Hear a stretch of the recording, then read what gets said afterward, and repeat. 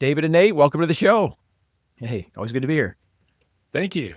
I should have said welcome to your show, as I'm having a chance to take the mic and pick your guys' brain on an important topic, rent versus buy, and really excited to talk about this since it's a topic we've talked about at length before in various shows, but today's market adds a whole new wrinkle to how we think about the rent versus buy decision.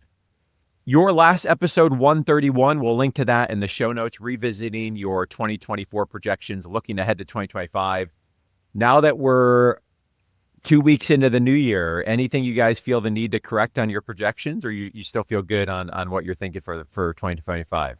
I guess I'll throw out there, I'm cautiously optimistic. And I would say I can't be a pharmacist and not be cautious, right? So that's just how we roll. So I'm cautiously optimistic that there's opportunity out there. But I think one of the things we talked about in the last podcast is just really knowing your numbers, really being intentional, just double checking your math. And that's something that pharmacists are good at. So if you can be disciplined in doing that work, I think there's still good opportunity here in 2025.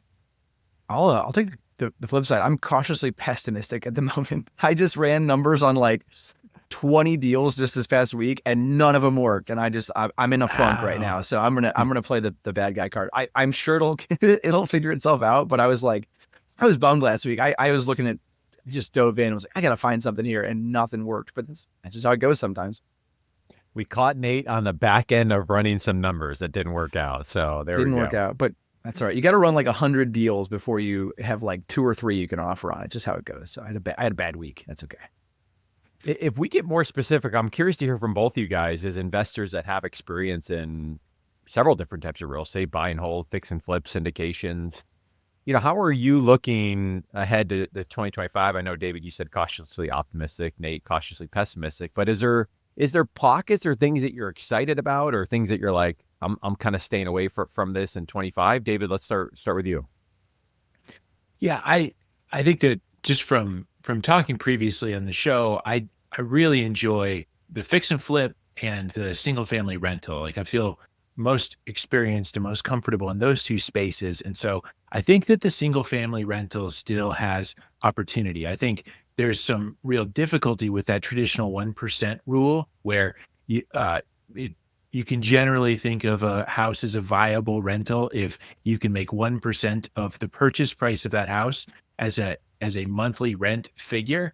And, people have debated the 1% rule for forever, and some say it should be higher or lower than that. But at least that gets you in the ballpark if it's time to do what Nate did and doing the more complex analysis from there to see if it really, really works. But that kind of just quick litmus test might be helpful. And so I was really excited that we found one this morning, and then I got beat on the offer. So we didn't get it. But yeah, I think that those opportunities are going to be out there. I think that they're going to be more difficult to find, but I still think that there's a need, particularly in an overarching housing shortage, for good, respectable, safe single family rentals. Yeah, I think you're right, David. I think the trick is going to be finding those like diamonds in the rough. You kind of have to find something that needs some work. I said, I was just running numbers, and everything that was like even vaguely move-in ready, just like the prices were just through the roof. And with interest rates where they are, we just had a tax increase here in Cuyahoga County. So they did the every 6 year like reassessment. So like property taxes are up for market value. And so I think all those things are kind of running into each other at the same time, and it's just making the numbers really tight. And so you have to have something where you're going to be able to put dollars into it, inject value, and then you can get it out on the back end. Funny you mentioned property taxes, Nate. Here, fresh on my desk, I got our notice yesterday, and I was reflecting on the increase and related to our discussion today, right? The fixed 30-year mortgage at 3%, great. I'll take that all day. The escalation in property taxes that we're seeing here, both with our primary home and our commercial property up in New Albany, is wild. And I think it's just one of those factors that we think about when we discuss, should I buy or should I rent, is, do we have some of that margin, right? That we're going to have these increases in utilities, in property taxes, in upkeep and maintenance and so forth. And I bring that up as a challenge to our community, where I think for many pharmacists, they might, see somewhat of a flattening of that income, and those expenses can be felt more over time. And so we need to constantly be asking ourselves is our income keeping pace with these, or hopefully beating, but at least keeping pace with some of these expenses that are going up over time. So let's transition into our discussion for today, buy versus rent. Again, an age-old question with a new wrinkle, and that new wrinkle being today's housing market, the economic environment that we're in. I often hear, David and Nate, from pharmacists, especially if I speak to a group of pharmacists that are maybe just coming out of school, where there's that blanket advice from mom and dad, right? Which is like, always buy, rent is throwing money down the drain. You got to build equity.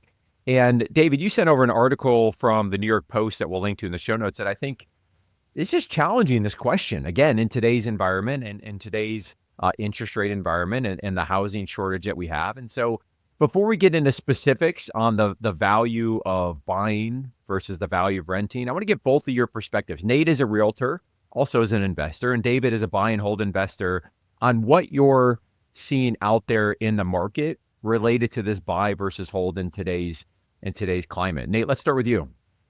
Yeah. So again, like you've mentioned, as a realtor, I'm going to be a little biased on this, but I have some numbers behind my bias, so maybe that'll back it up. But generally speaking, if you're going to be in a place for a longer period of time, and I would define that as a couple of years or more, generally speaking, it's going to be better to buy, right? You're going to be able to mitigate some of those costs of actual purchase price, right? Like the loan closing costs and the taxes and things like that, with the appreciation that house is likely going to see over time.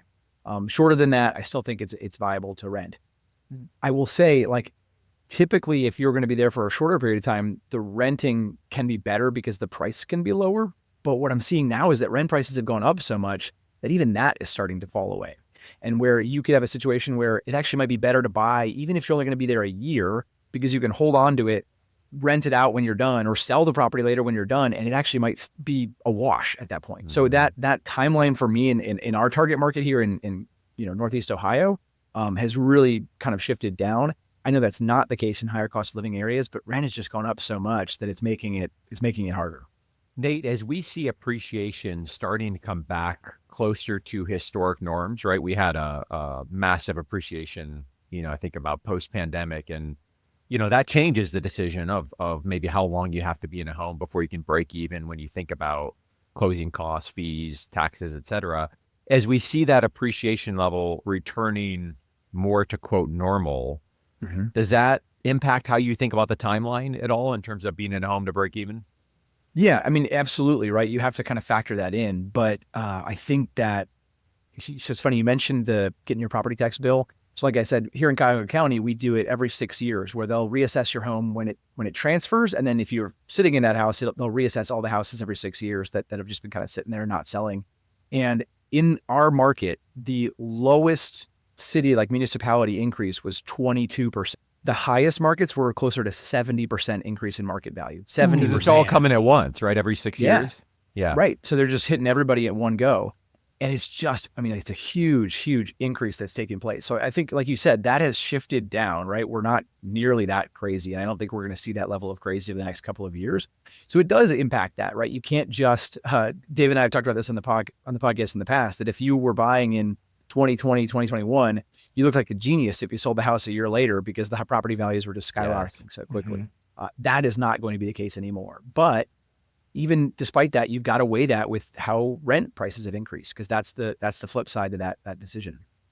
And we'll come back to this in a little bit, but I think it's important because when we hear things like, hey, buy a house because you're going to build equity, certainly when we zoom out over a long period of time, history would tell us that that's true. And in fact, many people, the data suggests that they're building their wealth and part of the retirement plan through their home value going up over time. Now, I don't think that's necessarily the case for many of our listeners that are probably saving substantial amounts outside of that. But what we have to remember is there's a difference between equity and cash flow today, right? So, I've seen, we moved into our house in 2018. We bought it for $345,500. It's funny how you never forget the numbers, right? Certain numbers, $345,500. And I think last I checked, Redfin or whoever says, hey, it should be worth, $510 or whatever the number is. That's great.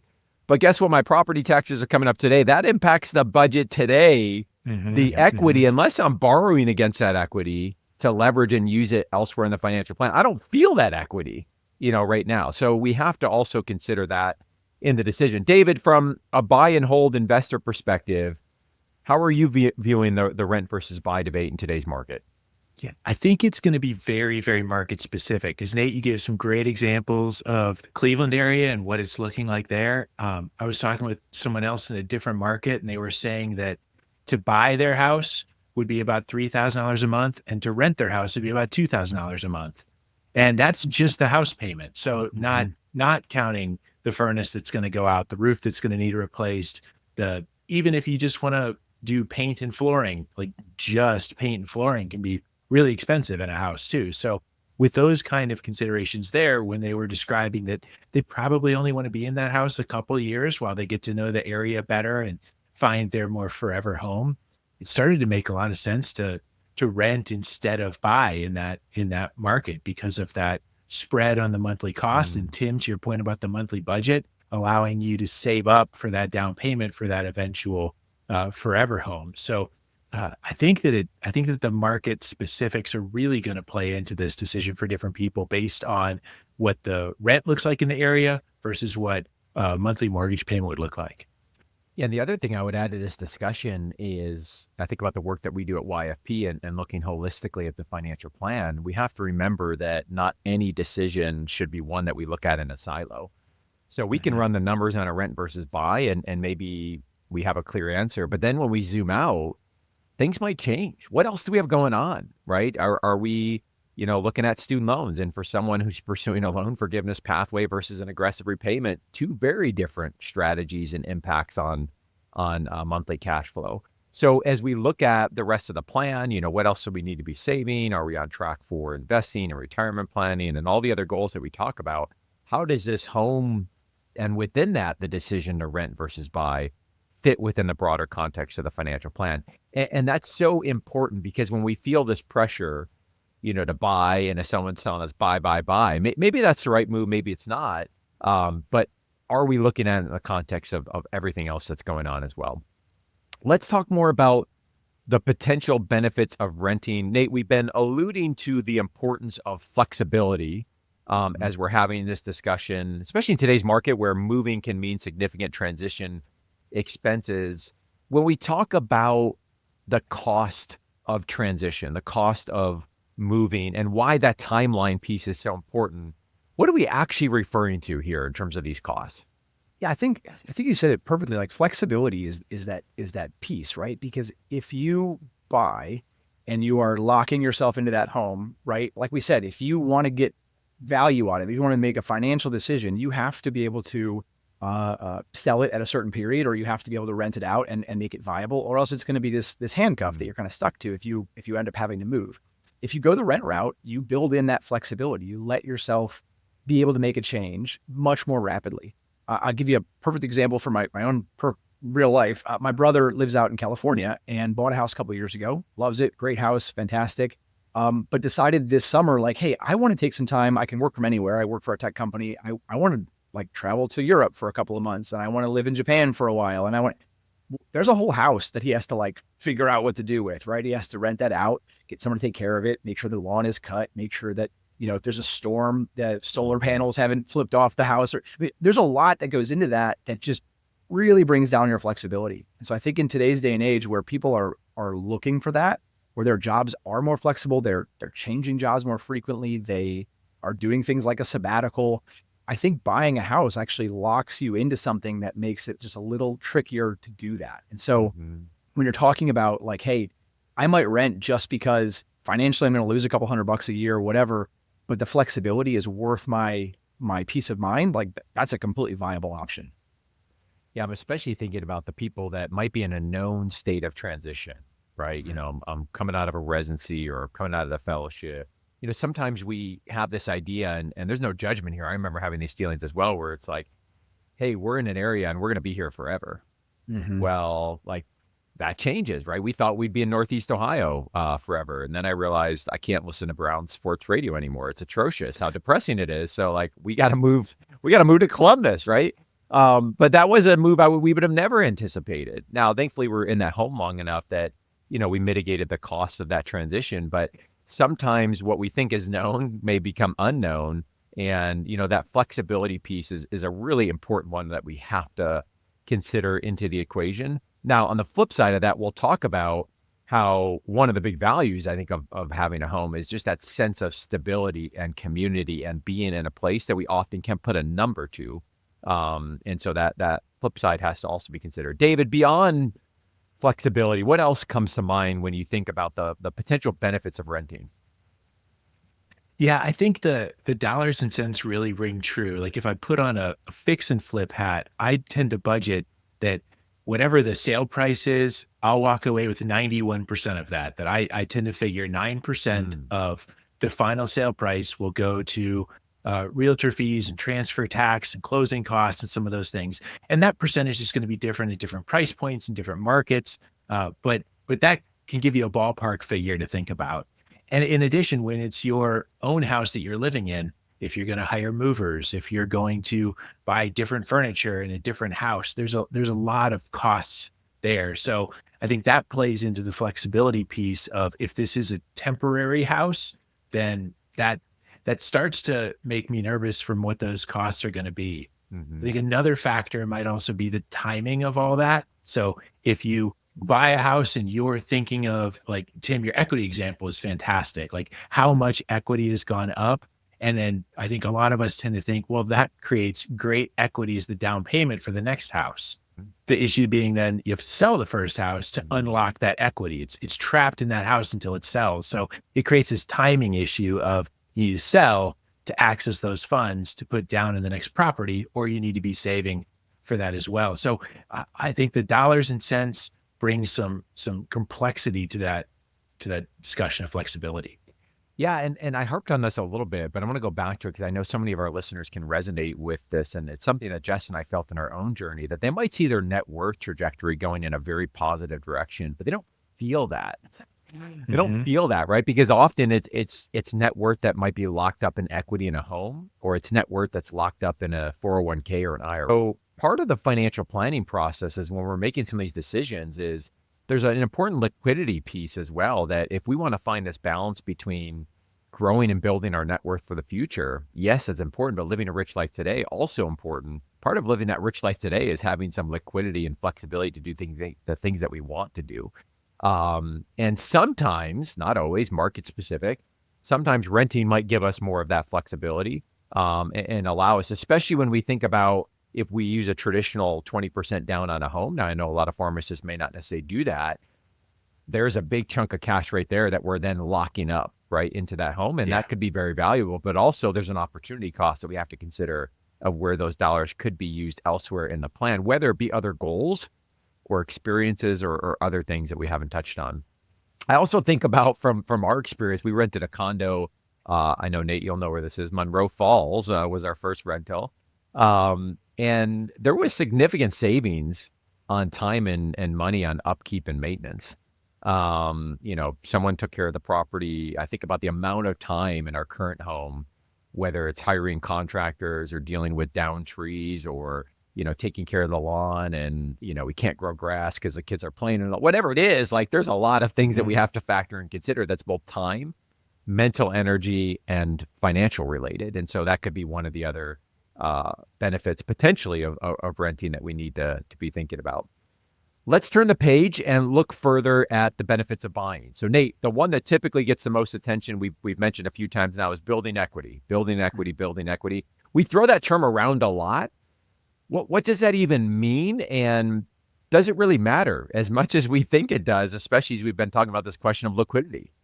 Yeah, it's actually a good thing to like take a step back on, right? So equity by definition is just the intrinsic value that's sort of like left in the house, right? So if I buy $100,000 house with 20% down, right, I'm putting $20,000 into it, and an $80,000 loan. Well, over time, I'm paying down that loan, right? I'm paying down the balance, and hopefully the property is also going up in value. So let's say we're 5 years down the road and it's worth $150,000, and my loan balance is down to $75,000. Well, now I've got $75,000 in equity, meaning if I were to sell the house today, that's the difference in value that I've sort of created for myself. Some of that is the original down payment that you put in. Some of it is appreciation. Some of it's loan payoff. But all those things are basically increasing the buffer between what you owe and what something might be worth. Now, tapping it is there's lots of ways to do that, right? We could sell the house to get that money back out, to get the equity back out. Like David said, we're going to lose some of that to fees and things like that. You could also refinance, but you can't usually tap all of that equity. Just like when you put down 20% to purchase a home, when you refinance to get either a HELOC or do like a cash out refinance or something like that, you have to leave some of that equity in the property as collateral for the bank. And so they might do 90% loan to value, meaning that they'll give you 90% of that 150,000, but you got to leave that other 10% locked into the property. So we can tap that equity in multiple ways. Or like you said earlier, Tim, if you just kind of sit back, right, and do nothing, that equity is sort of stuck in there, right? You might see that on your net worth balance sheet, but you're not putting it into your pocket if you're just kind of sitting back. So equity is this kind of elusive thing that you really only see when you go after it. Let's talk about the leverage of the equity a little bit more when we think about something like a HELOC. So what Jess and I have done, pretty conservative, probably overly conservative, is we've taken out a HELOC and probably time to increase the HELOC just with what's happened with appreciation. But we've never drawn on it. So I kind of view it as a backup to a backup of an emergency fund. Or if the right opportunity comes up, whether that be real estate or business or something, where the calculated risk makes sense, obviously that calculation has changed just given the interest rates on the HELOC, then it's there, right? And we have access to it when we need it.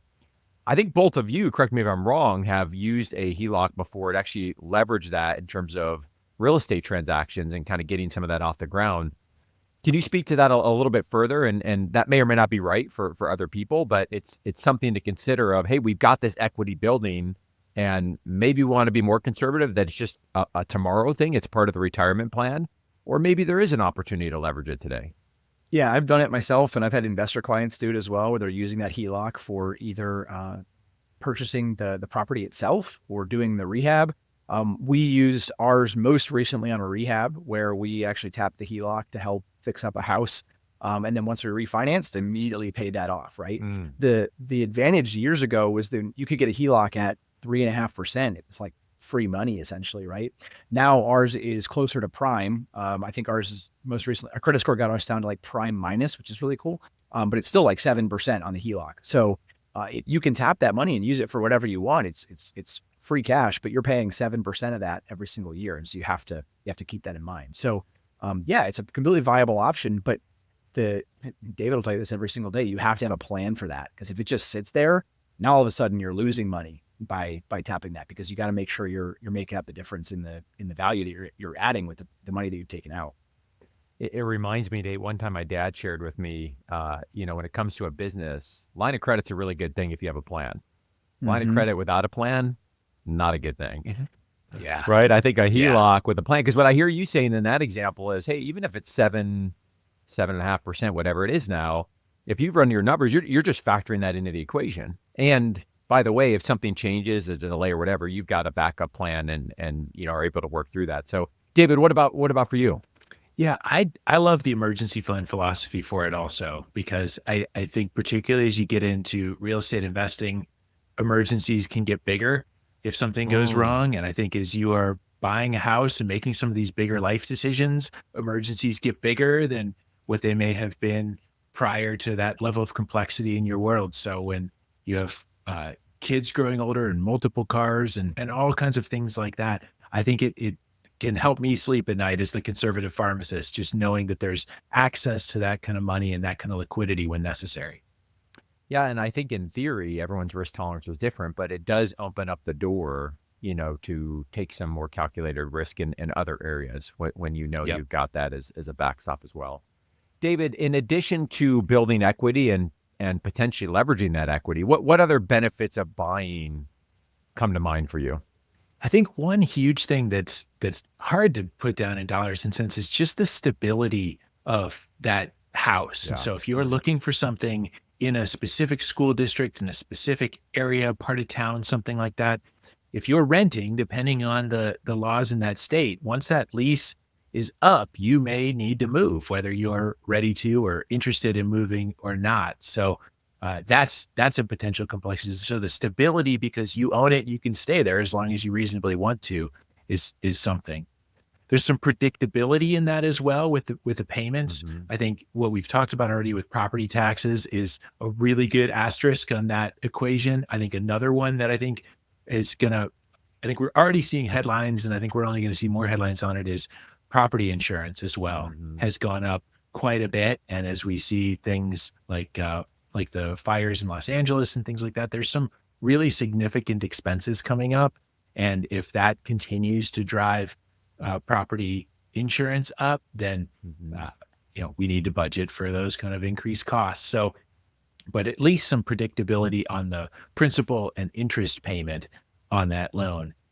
Plus, I think that one of the things we've talked about too is when your different investments allow you different opportunities to push those yourself. And I think the one we've talked about before is you can't paint an index fund to make it worth more, but you can paint your house to make it worth more, right? So there's some opportunities, whether it's hiring a painter, whether it's doing the sweat equity yourself, of getting in there and taking a property that's not all that pretty, but by making it pretty and nice, you can increase the value too, even if you're not the handiest person on earth. Yeah, I love what you said about the predictability, at least on the principal and interest side, assuming it's a fixed rate mortgage. While also recognizing, we talked about property taxes. You gave another good example, homeowner insurance. That was one of those bills I got in December. We pay it once a year, where I was like, what percent increase? What are we talking about? Yeah. Right. And I want to talk to our first time home buyers, Nate, and let's start with you. This is a question I get a lot, which is, hey, we're looking at buying a home. Maybe we've been sitting on the sidelines. We're wondering, right? Do I keep sitting on the sidelines? I was hoping rates would drop in 24. Maybe we saw that a little bit. Rates trending back up-ish. I think we're hovering back around 7%. Do I wait? Do I make a move? We're talking about long-term appreciation. Obviously there's a shortage of housing. We've got lots of buyers in the market. That pent-up demand is only going to potentially get worse. What words would you have to share to those first-time home buyers? Yeah, I get this question all the time. In fact, I just had a brand new pharmacist client that I was going to start looking here in Cleveland. And the last question she asked me as we were kind of going through like our buyer's presentation was, is it actually a good time to buy? Like, should I be doing this right now? Right. And that question comes up all the time. And I think it's a really hard thing to answer because Baker says it great on the podcast all the time, right? Like, trying to time the market is really difficult. Time in the market is better than timing the market, right? And so it's the same with housing. It's a very difficult thing to say, well, this is the perfect time because prices are blah, blah, blah, and interest rates or whatever. It's a very difficult thing to get right. So what I would say is, if you are in a market where things continue to appreciate, right? And most markets are that way right now. Every month you wait is more down payment you're going to have to find, is more house payment you're going to have to make down the road, right? If things continue to go up. Now, if things pull back and things decrease, like, that's a different story. But what we're seeing is that as these appreciations continue to go up, people are like, well, I'll wait because then my payment will be lower when the interest rates are lower. Their payment's actually going up because the houses have gone up and the price they have to spend has gone up. They could always refinance down the road if interest rates come down, but you can't change the housing cost if appreciation continues. So I would love to say just sit on the sidelines until all the housing prices come down. But what I'm seeing is that there aren't a lot of market factors. There's a housing shortage right now, right? And so there aren't a lot of market factors that seem to indicate housing prices are going to come down dramatically. And so waiting doesn't really seem to be a benefit at this stage. I don't see the point in that, quite honestly. And the number of buyers sitting on the sidelines is compounding now, right? So, I think we're obviously dealing with a competition piece that's there as well. And Nate, I'll put a plug here because the timing's good in terms of what you're doing with the Real Estate RPH and the Home Buying Concierge Service. So if we have folks that are listening saying, hey, I'm wondering about, the home buying decision, whether you're in the mix right now or thinking about on the horizon, we'll link to Nate's website, Real Estate RPH, on the show notes. But be a great chance to get connected with Nate, have that conversation, and find an agent that would be a good fit for you. David, what are your thoughts from the investor perspective? Yeah, I think that a lot of this discussion depends on what you're buying. So I know it's really tempting, the brand new grad getting out of school, first job with a real paycheck where you can buy like brand name mac and cheese instead of generic mac and cheese, and all those like big life changes. I feel like that's the point at which a lot of pharmacists want to find their forever house right away. And I think we've talked about some of those risks of job changes and life changes and things like that, where that forever house that you think you want it at 25 may not really be that forever house. So I think that there's something in there about if you're looking for more of that starter home, that creates so many more options because it's probably at a lower price point. It's probably going to then have a lower down payment, lower monthly payment consideration. And one thing that we've kind of hinted at, but we haven't really said out loud yet, is the opportunity to buy that house with the intention of it being a rental. And you're really just thinking of it as renting from yourself, retaining it as a rental down the line. You may find the best of both worlds, though, where you're thinking of it as a rental. This doesn't need to be my forever home. This doesn't need to be the home that I'm truly in love with, but this is as good, if not better, than somebody else's rental. Instead, I can be the landlord and I can have that stability. And then when I'm done with it, it can be a great investment when I go buy my forever home. So I think depending on what you're looking at, it could be a really good time to jump in. That's a really interesting perspective, David. And I think just some of the pre-planning that would have to be done to go in with that mindset, and then also thinking about certain associations, rental restrictions, other things, making sure you're buying with that in mind, if that's the goal, and looking accordingly. One other area we have to talk about is the micro market considerations. We're talking global trends here. I always think about Ramit Sethi on his podcast. He lives in New York City, and he's like the rent guy, right? Like, don't feel the pressure to buy. And he's obviously coming his perspective of like buying a home in New York City doesn't make any sense. We're coming from the perspective of the Midwest, but the micro market considerations have to be considered, because then we start to really look at the numbers and not just talking these generalizations of buy versus rent. Nate, what are your thoughts on the micro market? Oh, I mean, the classic line is that real estate is local. I mean, you have to know your own market to be able to make that decision. I mean, like you said, everything we've been talking about, we try to keep a global perspective on it, but we are so biased toward the Midwest.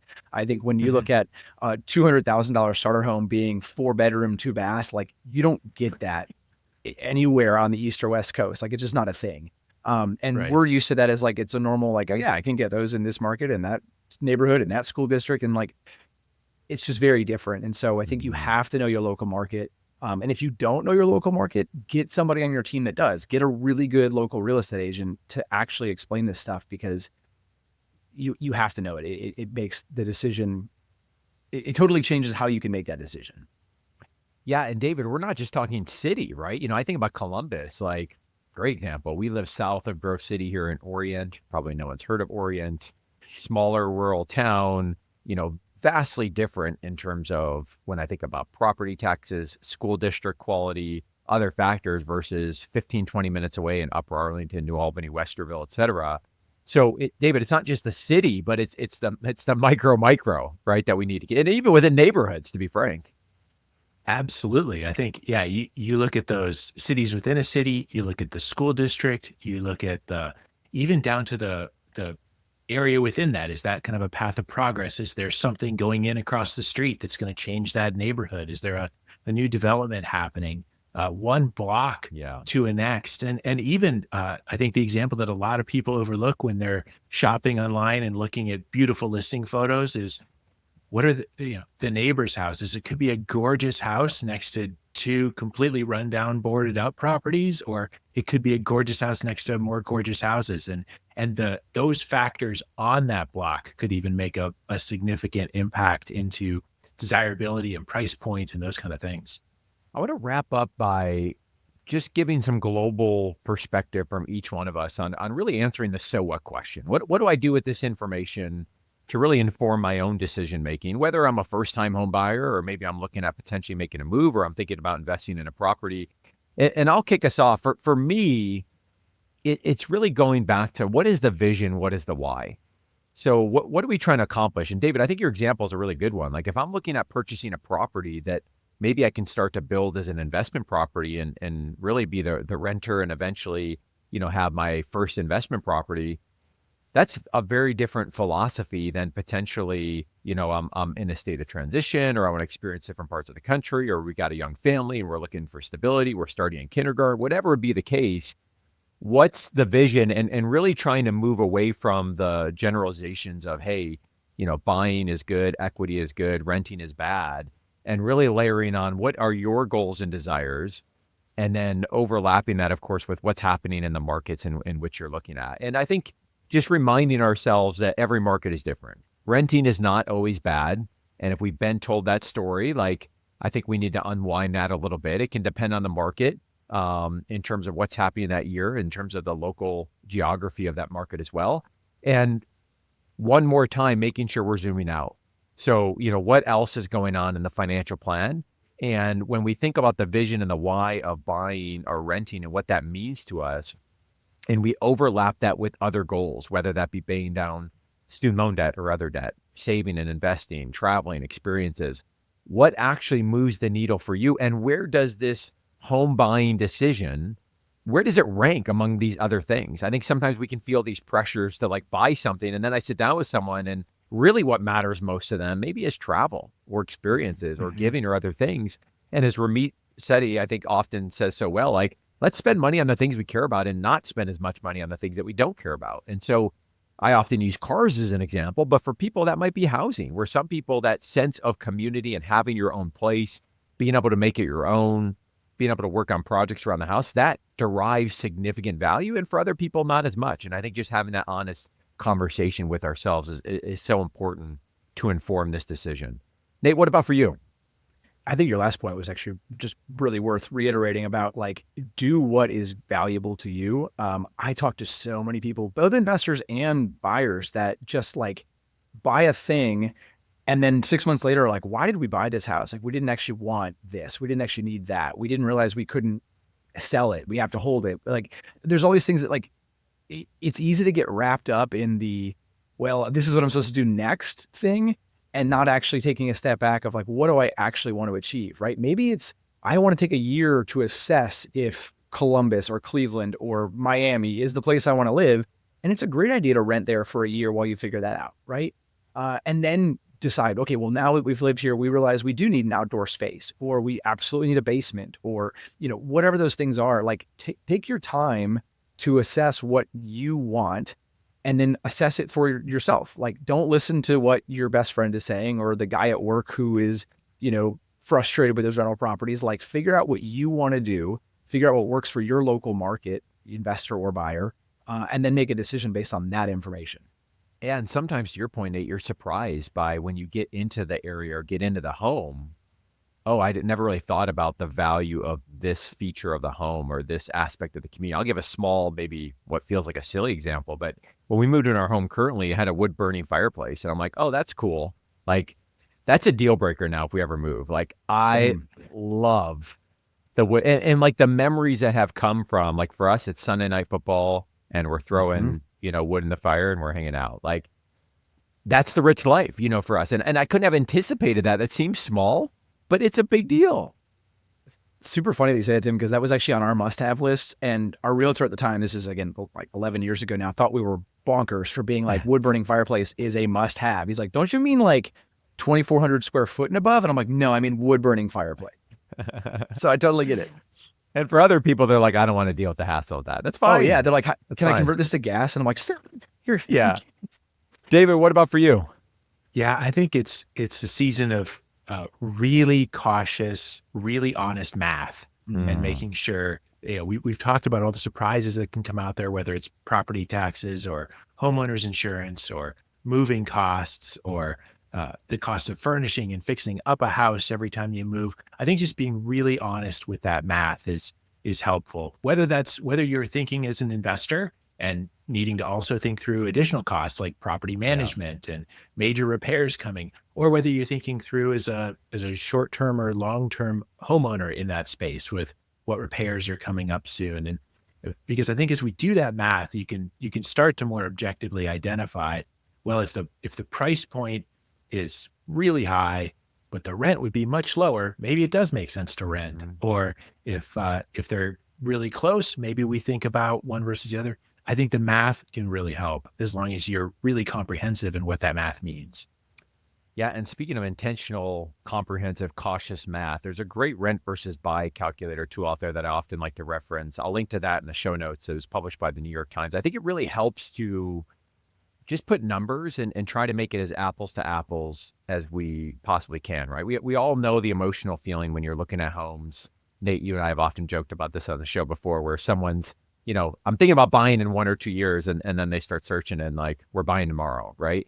It can happen. And I think really looking at the numbers and trying for this to be an apples to apples comparison, or at least as close to possible, and then layering on top of the calculations can be some more of the emotional factors that we've been talking about throughout the show. Great stuff, guys.